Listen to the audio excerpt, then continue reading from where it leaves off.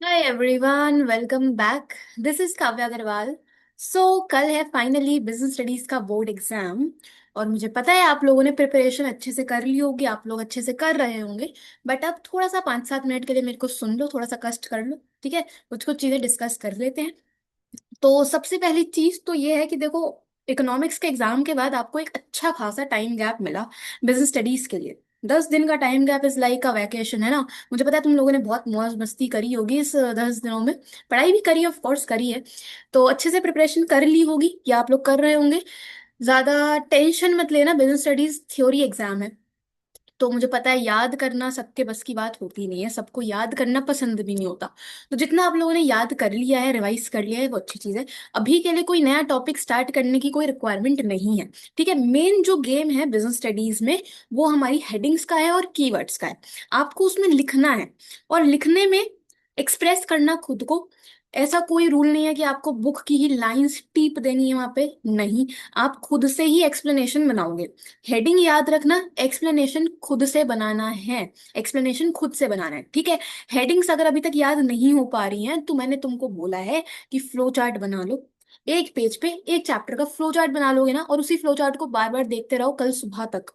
मतलब रात में सोओगे ऑफ कोर्स, बट उसको देखते रहोगे तुम्हें चीजें याद हो जाएंगी। बहुत बार देखते रहने से भी ना चीजें याद हो जाती हैं।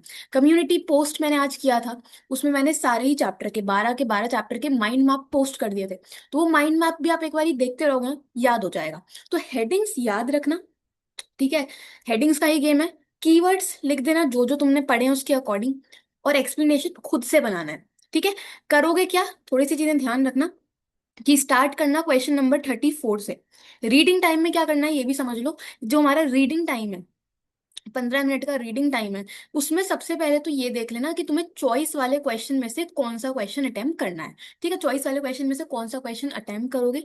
दूसरा, उसी रीडिंग टाइम में आपको एमसीक्यूज सॉल्व कर लेने हैं। 20 एमसीक्यूज हैं।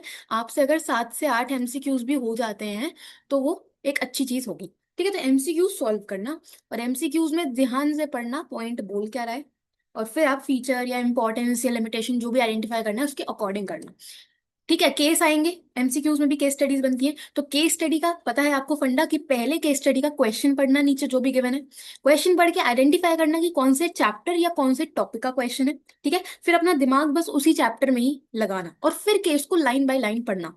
कैसे पढ़ना है, अगर आपने मेरी सारी केस स्टडी वाली वीडियोस देखी हैं, पीवाईक्यूज वाली, तो एक एक लाइन पढ़ी है, एक एक लाइन का मतलब समझा है, और फिर सोचा है। तो आपको वही काम करना है, पहले क्वेश्चन पढ़ना, चैप्टर आइडेंटिफाई करो, फिर केस को स्टार्टिंग से लाइन बाय लाइन पढ़ो, समझो, और वहां पे चीजें ढूंढने की कोशिश करो कि कौन सा क्वेश्चन का आंसर आपको यहाँ पे मिल रहा है।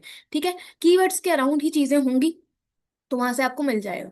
ठीक है, बाकी डायरेक्ट क्वेश्चंस भी आएंगे, तो डायरेक्ट क्वेश्चंस में ध्यान रखना कि फ्लो चार्ट बना देना।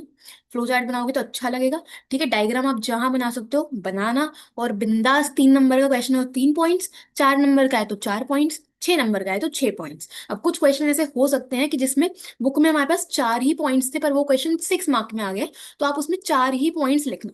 ठीक है, उसकी फिर वेटेज उसी के अकॉर्डिंग होती है मार्किंग। ओके, सो लिखना आपको अच्छे से है।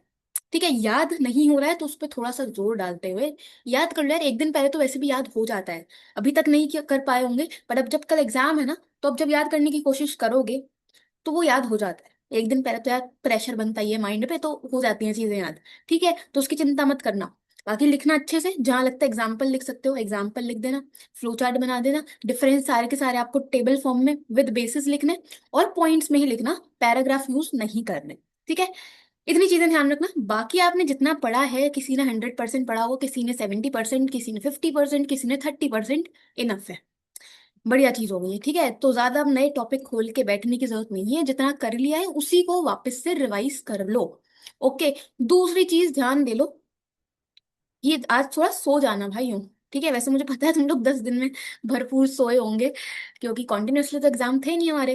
पर जो भी है चलो सो जाना, ठीक है। 6 7 8 घंटे की एक नींद ले लेना कृपया करके। पेपर हमारा 10 बजे से मैं मान लेती हूँ। ठीक है, 10 बजे से हम मान रहे हैं सुबह पेपर, 10:15 होता है वैसे। तो थोड़ा सो जाना, है ना। मुझे पता है तुम लोगों में से बहुत सारे लोग उठेंगे कल सुबह 4 बजे। यूट्यूब पे ये चलती है चीज, है ना, 4 बजे टीचर्स लाइव आते हैं रिविजन्स के लिए, मैराथन्स के लिए। तो वो आप अपना मतलब आपका पर्सपेक्टिव आपको अटेंड करना है नहीं करना है, otherwise take a good sleep, और फिर अच्छे से एग्जाम हो जाएगा। ठीक है, ज्यादा मोटिवेशन मुझे देना आता नहीं है, तो मैं नकली बन के, यहाँ पे फेक बन के ऐसा मोटिवेशन नहीं दे सकती। But exam will be good. आपने जिस तरह से पढ़ा है उसके अकॉर्डिंग आपको करना है। बात रही जो हमारे चैप्टर्स हैं, कंज्यूमर प्रोटेक्शन और मार्केटिंग, तो ये बहुत बेसिक चैप्टर है। बेसिक चैप्टर है, तो उनमें आप बहुत इजीली लिख सकते हो। अगर अभी भी कोई चीज में डाउट है, कोई चीज छूट रही है, तो चाहो तो यार पीवाईक्यूज वीडियोस चेक कर लो, उसमें सारे क्वेश्चंस कवर है। गिनती की 6 वीडियोस हैं, 6 वीडियोस में टोटल 12 चैप्टर्स आपके कवर्ड हैं, सारे के सारे बोर्ड के क्वेश्चंस और सैम्पल पेपर। तो वो भी कर लोगे 2x पे देख के, जिस भी चैप्टर में आपको लगता है नहीं आती है तो वो देख लो। माइंड मैप के मैंने वीडियोस डाले हुए हैं 12 के 12, है ना, 10-12 मिनट के वीडियोस हैं। तो आपका कोई रिविजन हो जाएगा। आपको लगता है एमसीक्यूज में भी गड़बड़ हो रही है, तो एमसीक्यूज की मैंने वीडियो डाल दी है, बोर्ड एमसीक्यूज, वो भी आप चेक कर सकते हो, है ना। आपको और कहीं से करना है तो वहां से भी कर सकते हो, ऐसा कुछ वो नहीं है। कोई अगर टॉपिक में सो रहा हूँ मुझसे तो आप चेक करके कर सकते हो प्रिपरेशन, अभी टाइम है। ठीक है, बाकी ज्यादा लोड मत लेना दिमाग पे। ओके, तो ये तो चीजें हो गई। Another thing is, I just want to say thank you so much to you guys.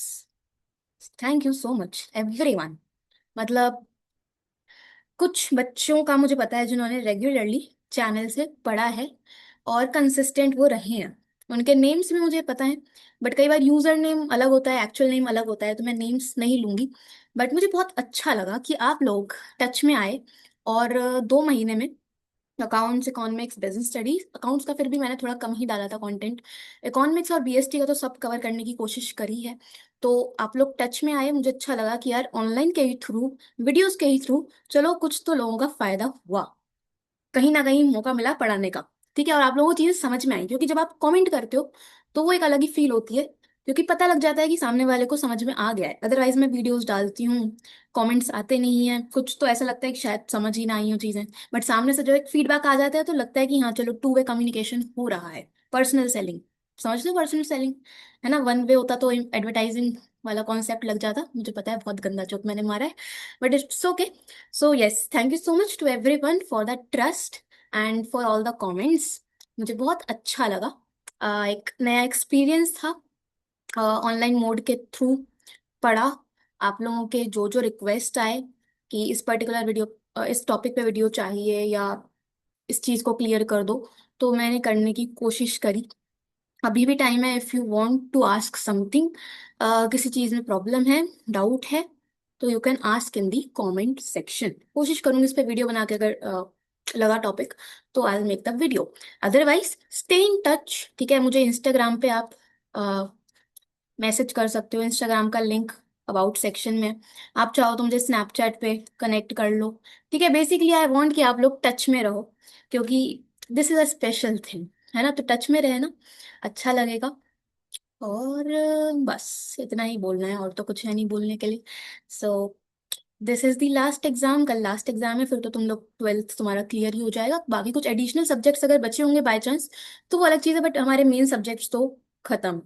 ठीक है, तो उसके बाद तुम आज़ाद हो कुछ टाइम के लिए।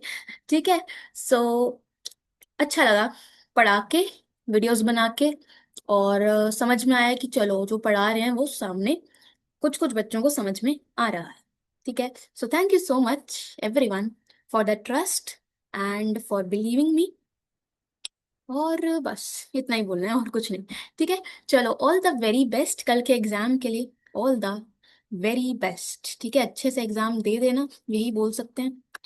जो जो आता है उसको लिख देना, कोई भी क्वेश्चन छोड़ना मत। तुम्हें जो भी पता हो उस टॉपिक से रिलेटेड लिख देना। देखो, डायरेक्ट क्वेश्चंस भी आते हैं, केस स्टडीज भी आती हैं, तो ऐसा नहीं है कि सिर्फ केस स्टडी ही आएंगे एग्जाम में, नहीं, डायरेक्ट क्वेश्चंस भी बहुत आते हैं। ठीक है, जिसमें आपको पॉइंट्स गिवन होंगे, आपको एक्सप्लेन करना होगा, तो वो भी तुम आसानी से लिख पाओगे।